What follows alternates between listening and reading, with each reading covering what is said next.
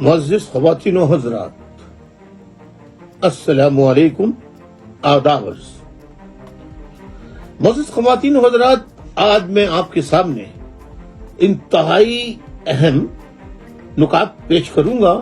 آپ برائے کرم اسے غور سے سنیے۔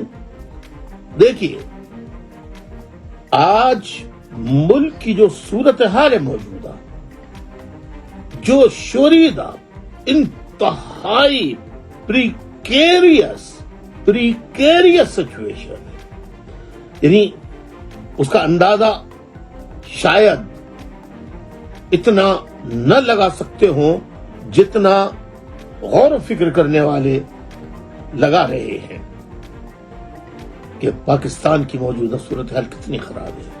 میں مختصر سا آپ کے سامنے رکھنا چاہتا ہوں کہ آپ مجھے بتائیے کہ وہ کون سا پاکستان کا لیڈر ہے جو جلا وطنی میں نہیں گیا۔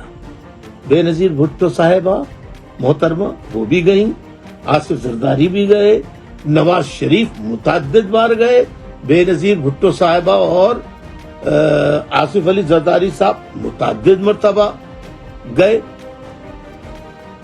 میں خود ایگزائل میں آیا، اور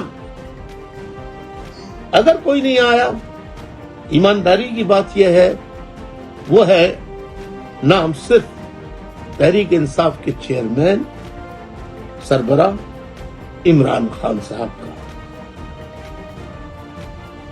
آج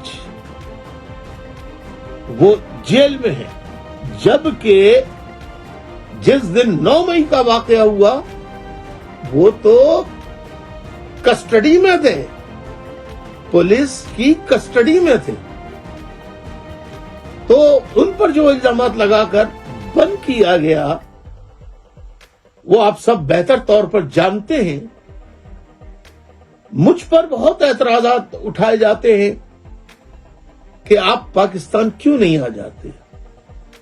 میرے ساتھیوں، میں جتنی آواز لندن میں بیٹھ کر اٹھا رہا ہوں، پاکستان میں جو لوگ نہیں جانتے میں انہیں بتانا چاہتا ہوں آج کہ پاکستان میں جن لیڈروں کا نام آپ جانتے ہیں، اس میں الطاف حسین وہ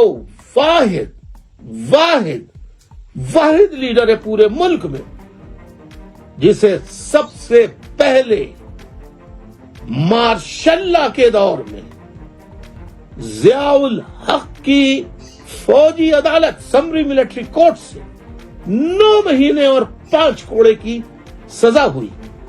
اس کے بعد میرے پاس بڑی پیشکشیں آئیں، مگر نہ کردہ گناہوں کا جھوٹا الزام لگا کے مجھے 9 مہینے 5 کوڑے کی سزا دی سمری ملٹری کورٹ میں 1979 کو 2 اکتوبر۔ اس کے بعد متعدد مرتبہ میں جیلوں میں گیا، سب کو معلوم ہے۔ اس کے بعد مرکزی کمیٹی NQM نے کہا کہ آپ باہر جا کر ہمیں گائیڈ کریں۔ اس کے بعد 19 جون میں 92 کو لندن آیا ہوں۔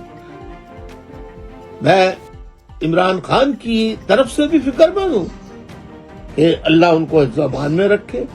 اور اب صدر الوی صاحب نے گزشتہ روز جو انکشاف کیا ہے کہ میں نے کسی جو PDM کے لوگوں نے بل پاس کیے ہیں سینیٹ اور قومی اسمبلی سے، میں نے کسی پر دستخط نہیں کیے۔ میں نے اپنے عملے سے کہا کہ اسے واپس بھیج دو، عملے نے جھوٹ بولا۔ تو کہنے کا مقصد یہ ہے کہ ہم بھی آپ بھی دعا کریں کہ اللہ تعالیٰ عمران خان کو حفظ و امان میں رکھے،